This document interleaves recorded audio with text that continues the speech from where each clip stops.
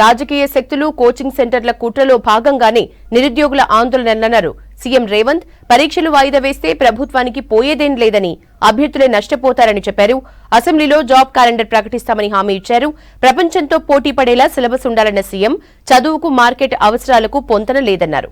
ఇక డ్రగ్స్ పై యుద్ధం చేస్తున్నామన్న సీఎం ఈ యుద్ధంలో మోరల్ వాలంటీర్ల పాత్ర చాలా కీలకం కానుందని చెప్పారు.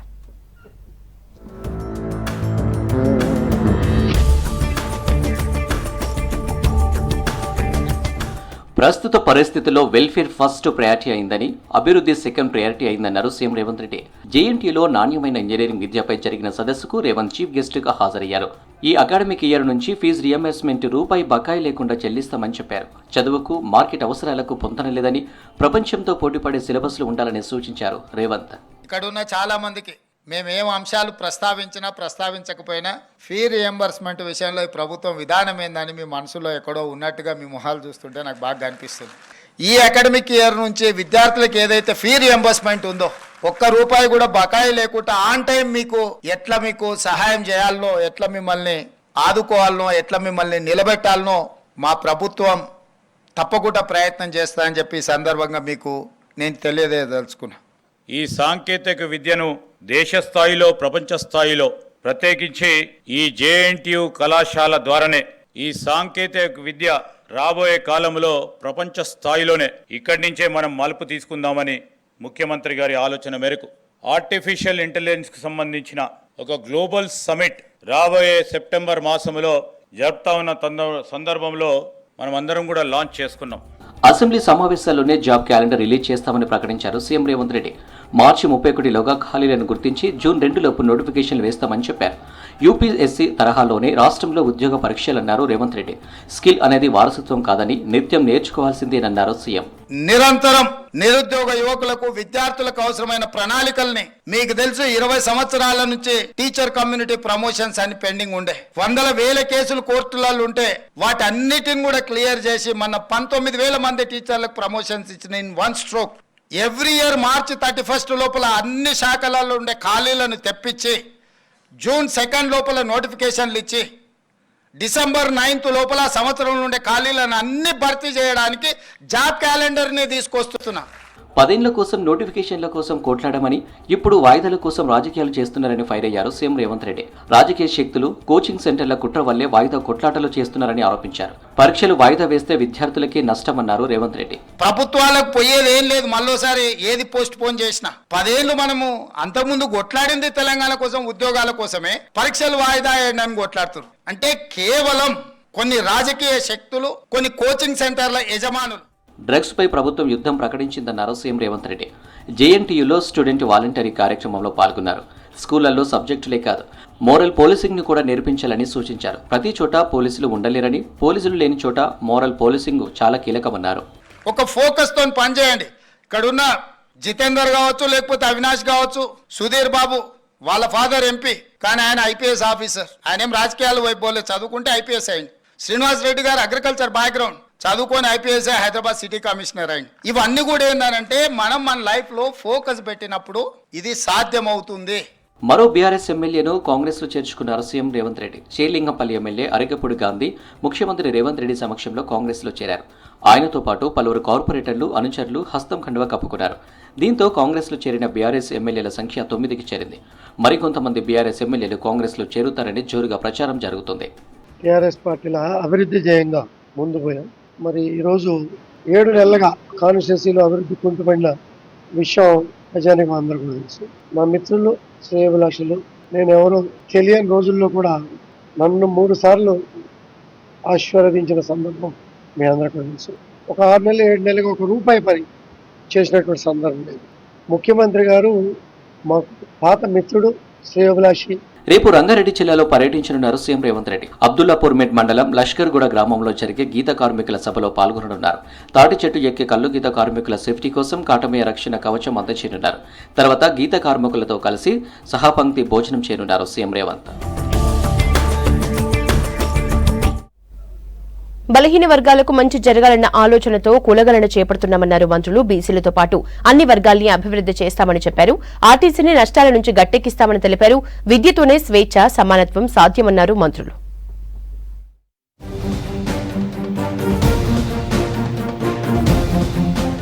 రంగారెడ్డి జిల్లా అబ్దుల్లాపూర్ మెట్లో రేపు జరగనున్న సీఎం రేవంత్ సభ ఏర్పాట్లను పరిశీలించారు మంత్రి పొన్నం ప్రభాకర్. సభాస్థలిని పరిశీలించి అధికారులకు సూచనలు చేశారు. భద్రతా ఏర్పాట్లపై పోలీసు అధికారులతో మాట్లాడారు. ఎంతమంది గీత కార్మికులు హాజరయ్యే అవకాశం ఉంది, అందుకు తగ్గట్లుగా ఏర్పాట్లు చేశారా అని ఎమ్మెల్యే మల్రెడ్డి రంగారెడ్డిని అడిగి తెలుసుకున్నారు. కాటమయ్య రక్షణ కవచంను టెక్నికల్ గా ఉపయోగించి గీత కార్మికులతో మాట్లాడారు. భద్రతా అంశాలపై ఆరా తీశారు. సీఎం రేవంత్ రెడ్డి అబ్దుల్లాపూర్ మెట్లో కాటమయ్య రక్షణ కవచాన్ని ప్రారంభించనున్నారు.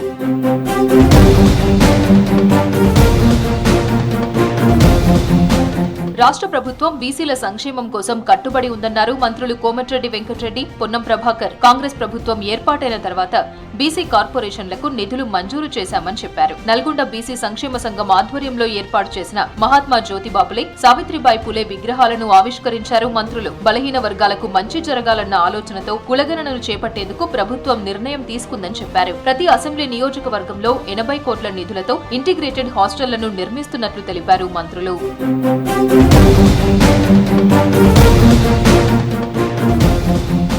ప్రజలకు మెరుగైన సేవలందించేందుకు కొత్తగా 1000 బస్సులను కొనుగోలు చేశామన్నారు మంత్రి పొన్నం ప్రభాకర్. అప్పట్లో ఉన్న ఆర్టీసీని పైకి తెచ్చేందుకు ప్రభుత్వం అన్ని చర్యలు తీసుకుంటుందని చెప్పారు. నల్గొండ ఆర్టీసీ డిపోలో నల్గొండ టు హైదరాబాద్ కు ఓ AC bus, 4 deluxe, Palle Velugu బస్సులను మంత్రి కోమటిరెడ్డి వెంకటరెడ్డితో కలిసి ప్రారంభించారు పొన్నం. రాష్ట్ర వ్యాప్తంగా 60 నుంచి 70 కోట్ల మంది మహిళలు ఉచితంగా బస్సు ప్రయాణం చేస్తున్నారని తెలిపారు మంత్రి కోమటిరెడ్డి వెంకటరెడ్డి. వారికి నిజంగా కూడా అభినందనలు. ఎందుకంటే ఇవాళ కొత్త బస్సులు కొనే కార్యక్రమం కానీ అప్పులలో ఉన్న ఆర్టీసీని కూడా పైకి తేవడానికి తన వంతు కృషి చేస్తూ నిన్న మధ్యాహ్నం తెలుసుకొని సాయంత్రం మద్రాసు ఫోన్ చేస్తే వెంటనే అధికారులకు ఫోన్ చేసి వెంటనే ఒక హైదరాబాద్ ఏసీ బస్సుతో పాటు 4 డీలక్స్ బస్సులు ఏపీకి మొదటిసారి ఇచ్చేసిన మా పొన్నం ప్రభాకర్ తెలంగాణ పోరాట యోధులకు స్వాగతం, సుస్వాగతం. రేవంత్ రెడ్డి గారు ముఖ్యమంత్రిగా కాంగ్రెస్ ప్రభుత్వం ఏర్పడ్డ తర్వాత 48 గంటల్లోనే మహిళలకు ఉచితంగా బస్సు సౌకర్యం ఇవ్వడంతో పాటుగా ఇక్కడి నుంచి కొత్తగా బస్సులు కావాలని అడిగినారు. దసరా లోపల 7 బస్ డిపోలకు కలిపి 30 ఎక్స్ప్రెస్ బస్సుల్ని, 30 లగ్జరీ బస్సుల్ని వెంకటరెడ్డి గారి ఆదేశానుగుణంగా ఈ ఉమ్మడి జిల్లాకి ఇవ్వడం జరుగుతుందనే మాట మనం చెప్తా ఉన్నాం. విద్యతోనే స్వేచ్ఛ, సమానత్వం సాధ్యమన్నారు మంత్రి జూపల్లి కృష్ణారావు. మనిషి తనను తాను సంస్కరించుకుని సమాజాన్ని సంస్కరించడమే చదువు యొక్క అర్థం, పరమార్థమని, ఇది ప్రస్తుత విద్యా వ్యవస్థలో లోపించిందని చెప్పారు. హైదరాబాద్ రవీంద్ర భారతిలో సెంటనరీ వేడుకలు, సర్వమత సమ్మేళనం కార్యక్రమానికి జూపల్లి చీఫ్ గెస్ట్ గా హాజరయ్యారు. కేరళకు చెందిన ప్రముఖ ఆధ్యాత్మిక గురువు నారాయణ గురు విగ్రహానికి నివాళులర్పించారు. యువత ఆలోచన ధోరణిలో మార్పు రావాల్సిన అవసరం ఉందని, వారిని సన్మార్గంలో నడపాల్సిన బాధ్యత ప్రతి ఒక్కరిపై ఉందని తెలిపారు మంత్రి. ప్రభుత్వాలు ఏవైనా ఎవరైనా ప్రధానంగా విద్య అంటే విద్య ఉంటే తప్ప, విద్య అంటే ఈనాడున్న విద్య ఇలా పోటీ విద్య, కేజీలు పీజీలు అనుకుంటూ అంకెలు, ఆంగ్లం, ఇంగ్లీష్ మీడియాలు ఇదే గొప్ప చదువు ఉంటాం. అంటే మరి చదువు యొక్క అర్థం పరమార్థం మనిషి తనను తాను సంస్కరించుకొని సమాజాన్ని సంస్కరించడం నేర్పేదే విద్య యొక్క అర్థం పరమార్థం.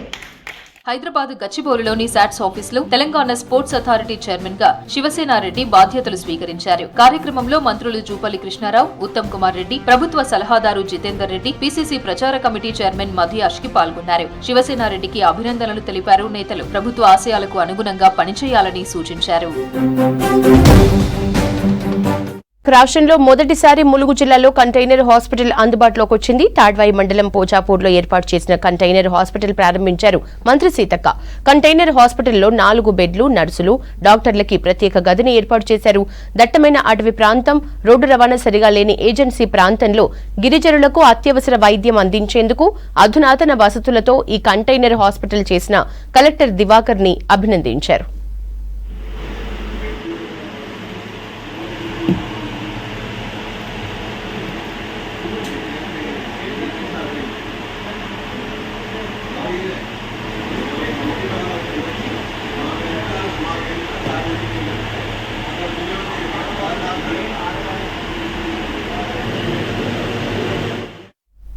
రాష్ట్రానికి రానున్న 5 రోజులు భారీ వర్ష సూచన చేసింది వాతావరణ శాఖ. 4 రోజుల పాటు భారీ వర్షాలు కురిసే ఛాన్స్ ఉందన్నారు అధికారులు.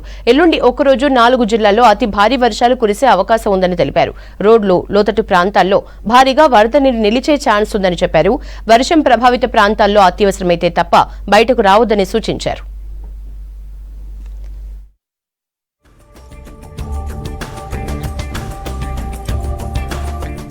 రాష్ట్రంలో భారీ నుంచి అతి భారీ వర్షాలు కురిసే ఛాన్స్ ఉందని ప్రకటించింది వాతావరణ శాఖ. రానున్న 5 రోజులు రాష్ట్రానికి హెవీ రెయిన్ అలర్ట్ ఇచ్చారు అధికారులు. ఉరుములు మెరుపులతో కూడిన వానలు పడే అవకాశం ఉందని చెప్పారు. గంటకు 30 నుంచి 40 కిలోమీటర్ల వేగంతో ఈదురు గాలులు వీచే ఛాన్స్ ఉందన్నారు. రేపు కొన్ని జిల్లాలకు ఎల్లో అలర్ట్ ప్రకటించారు.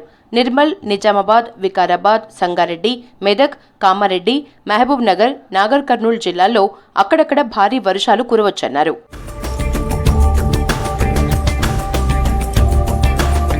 ఎల్లుండి రాష్ట్రానికి ఆరెంజ్ అలర్ట్ ప్రకటించింది వెదర్ డిపార్ట్మెంట్. 5 జిల్లాల్లో భారీ నుంచి అతి భారీ వర్షాలు కురిసే అవకాశం ఉందన్నారు అధికారులు. జనగామ, సిద్దిపేట, మెదక్, కామారెడ్డి జిల్లాల ప్రజలు అప్రమత్తంగా ఉండాలన్నారు. ఈ జిల్లాలో లోతట్టు ప్రాంతాల ప్రజలు అలర్ట్గా ఉండాలన్నారు. చాలా ప్రదేశాల్లో రోడ్లు, లోతట్టు ప్రాంతాల్లో భారీగా నీరు నిలిచే అవకాశం ఉందన్నారు. చెట్లు, కరెంటు స్తంభాలు విరిగిపడే ఛాన్స్ ఉందన్నారు. అక్కడక్కడ ట్రాఫిక్ సమస్యలు ఏర్పడొచ్చన్నారు. అత్యవసరమైతే తప్ప ఇళ్ల నుంచి బయటకు వెళ్లొద్దన్నారు. మరో 14 జిల్లాలకు ఎల్లో అలర్ట్ ప్రకటించారు అధికారులు. ఉమ్మడి ఆదిలాబాద్, నిజామాబాద్, కరీంనగర్, వరంగల్ జిల్లాల్లో భారీ వర్షాలు కురిసే అవకాశం ఉందని అంచనా వేశారు.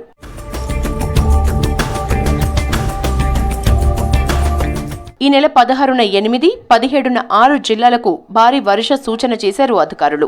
16న మంచిర్యాల, కరీంనగర్, జయశంకర్, భూపాలపల్లి, భద్రాద్రి కొత్తగూడెం, సంగారెడ్డి, ములుగు జిల్లాల్లో ఉరుములు మెరుపులతో కూడిన భారీ వర్షాలు కురిసే అవకాశం ఉందని అంచనా వేశారు. మిగతా జిల్లాల్లోనూ మోస్తరు వర్షాలు కురవచ్చని చెప్పారు. ఇవాళ రాత్రికి జిల్లాల్లో మోస్తరు నుంచి భారీ వర్షాలు కురిసే ఛాన్స్ ఉందని హెచ్చరించారు అధికారులు. 7 జిల్లాలకు భారీ వర్ష సూచన చేశారు. ప్రజలు అప్రమత్తంగా ఉండాలని సూచించారు. సార్వత్రిక ఎన్నికల్లో బీజేపీకి టఫ్ ఫైట్ ఇచ్చిన ఇండియా కూటమి 7 రాష్ట్రాల్లో జరిగిన ఉప ఎన్నికల్లో సత్తా చాటింది. 13 అసెంబ్లీ స్థానాలకు బైపోల్ జరగ్గా ఏకంగా 10 చోట్ల ఘన విజయం సాధించింది. 9 స్థానాల్లో పోటీ చేసిన బీజేపీ కేవలం 2 స్థానాల్లోనే పరిమితమైంది. బీహార్లో జేడీయూ, ఆర్జేడీకి షాక్ ఇచ్చారు ఓటర్లు. రూపౌలిలో స్వతంత్ర అభ్యర్థికి పట్టం కట్టారు.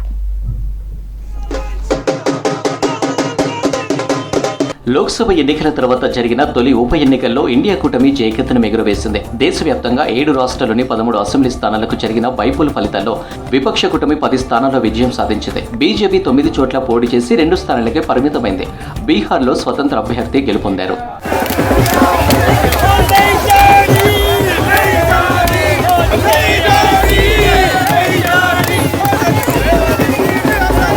పశ్చిమ బెంగాల్లో మొత్తం 4 ఎమ్మెల్యే స్థానాలకు బైపోల్ జరిగింది. 4 చోట్ల టీఎంసీ విజయం. 7 రాష్ట్రాల్లోని ఉప ఎన్నికల ఫలితాలు కేవలం ట్రైలర్ అన్నారు ఎల్ఓపీ నేత రాహుల్ గాంధీ. ప్రజాస్వామ్యం, రాజ్యాంగ రక్షణ పోరాటానికి అండగా ఉంటానన్న ప్రజలకు థాంక్స్ చెప్పారు. బీజేపీ దురహంకార పాలన, నెగటివ్ పాలిటిక్స్ పై జనం గెలిచారన్నారు ఏఐసీసీ ప్రెసిడెంట్ ఖర్గే. దేశ సమస్యల నుంచి ప్రజల దృష్టి మరల్చేందుకే సంవిధాన్ హత్యా దివాస్ ను కేంద్రం తెచ్చిందన్నారు కాంగ్రెస్ నేతలు. దేశంలోని 7 రాష్ట్రాల్లో జరిగిన బైపోల్లో ఇండియా కూటమి సంపూర్ణ విజయం సాధించిందన్నారు ఎల్ఓపీ నేత రాహుల్ గాంధీ.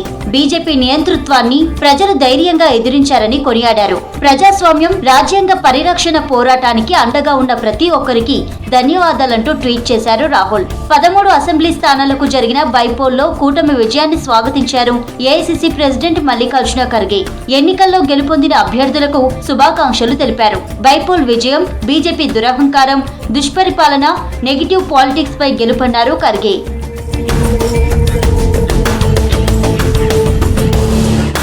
దేశ సమస్యల నుంచి బీజేపీ ప్రజల దృష్టి మరల్చే ప్రయత్నం చేస్తుందన్నారు కాంగ్రెస్ నేత కేసీ వేణుగోపాల్.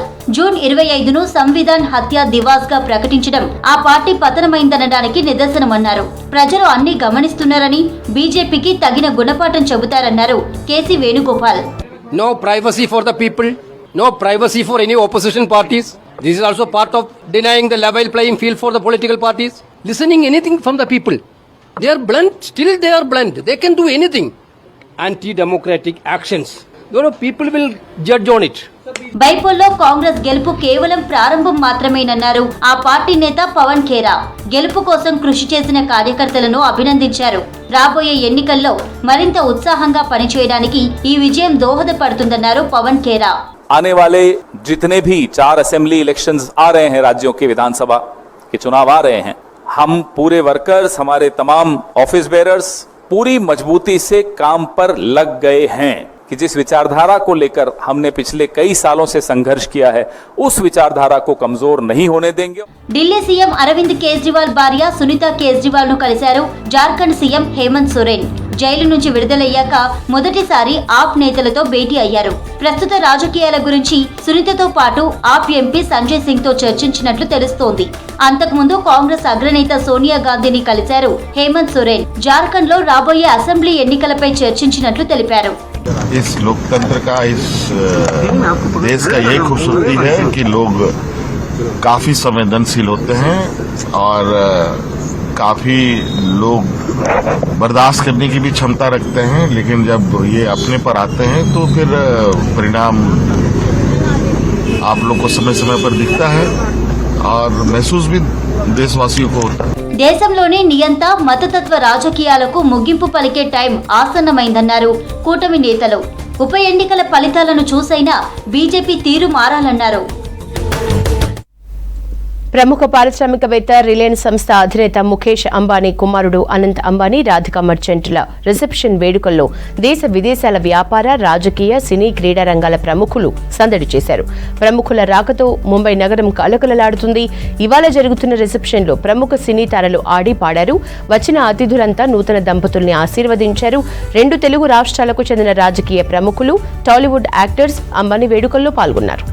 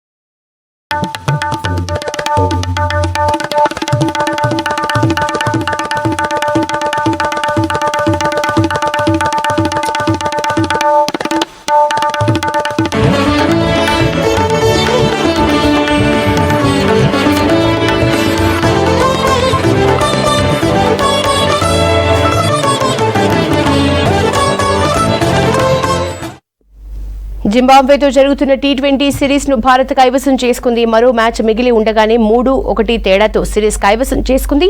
కీలకమైన 4వ మ్యాచ్లో యంగ్ ఇండియా 10 వికెట్ల తేడాతో ఘన విజయం సాధించింది. జైస్వాల్, గిల్ ఓపెనర్లుగా అదరగొట్టారు.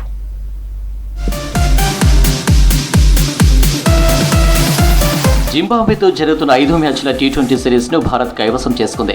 కీలకమైన 4వ టీ20లో 10 వికెట్ల తేడాతో ఘన విజయం సాధించింది. జైస్వాల్ 93 పరుగులతో అజేయంగా నిలవగా మరో ఓపెనర్ శుభ్మన్ గిల్ 58 పరుగులతో రాణించాడు.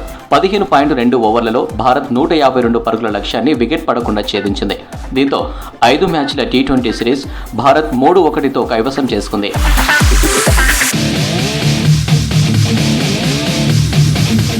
అంతకుముందు టాస్ గెలిచిన భారత్ ఫీల్డింగ్ ఎంచుకుంది. చెన్నై సూపర్ కింగ్స్ తరపున అదరగొట్టిన పేసర్ తుషార్ దేశ్పాండే ఈ మ్యాచ్తో టీమిండియాలోకి అరంగేట్రం చేశారు. ఓపెనర్లుగా వచ్చిన మదేవేర్, మరుమణి భారత బౌలర్లను ధాటిగా ఎదుర్కొనే ప్రయత్నం చేశారు. వికెట్ పడకుండా జాగ్రత్త పడుతూ పరుగులు రాబట్టారు. ఫస్ట్ వికెట్కు 50 పరుగుల భాగస్వామ్యం నెలకొల్పిన జింబాబ్వే అభిషేక్ శర్మ వేసిన 9వ ఓవర్లో మారుమణి అవుట్ అయ్యాడు. శివం దూబే వేసిన 10వ ఓవర్లో 2వ వికెట్ కోల్పోయింది. 14వ ఓవర్లో 3వ వికెట్, 15వ ఓవర్లో 4వ వికెట్ పడింది. వికెట్లు పడుతున్న ఓవైపు కెప్టెన్ సికిందర్ రాజా పరుగులు రాబట్టే ప్రయత్నం చేశారు. 28 బంతుల్లో 2 ఫోర్లు 3 సిక్సర్లు కొట్టిన రజా 46 పరుగులతో అజేయంగా నిలిచాడు. దీంతో 20 ఓవర్లో జింబాబ్వే 7 వికెట్లు కోల్పోయి 152 పరుగులు చేసింది. భారత బౌలర్లలో ఖలీల్ అహ్మద్కు 2 వికెట్లు దక్కగా దేశ్పాండే, సుందర్, అభిషేక్ శర్మ, శివం దూబేలకు తలో వికెట్ దక్కింది.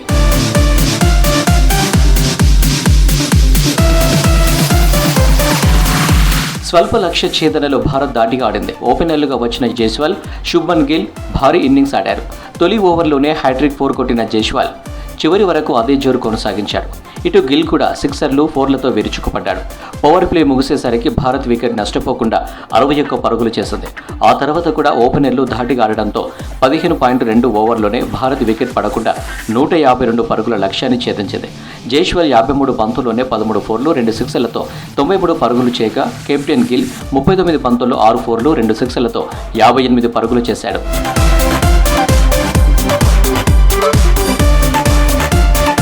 రేపు నామమాత్రం 5వ టీ20 మ్యాచ్ జరగనుంది. ఫస్ట్ మ్యాచ్లో ఇండియాకు షాక్ ఇచ్చిన జింబాబ్వే చివరి మ్యాచ్లో గెలిచి పరువు నిలబెట్టుకోవాలని చూస్తుంది.